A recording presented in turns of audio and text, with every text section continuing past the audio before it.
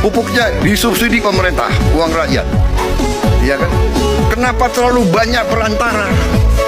Hak apa mereka itu? Mengutip uang rakyat untuk rakyat. Jadi saya hilangkan itu semua. Ada yang datang ke saya, Pak, ada 29.000 distributor yang marah sama Bapak. Oh ya? Hati-hati loh, Pak. 29 distributor itu punya konstituen. Oh ya? Ada berapa petani di Indonesia? Saya tanya. Saya, Pak, hampir 30 juta, Pak. Oke. Keluarga mereka 4. 29.000 lawan 120 juta. Menang siapa?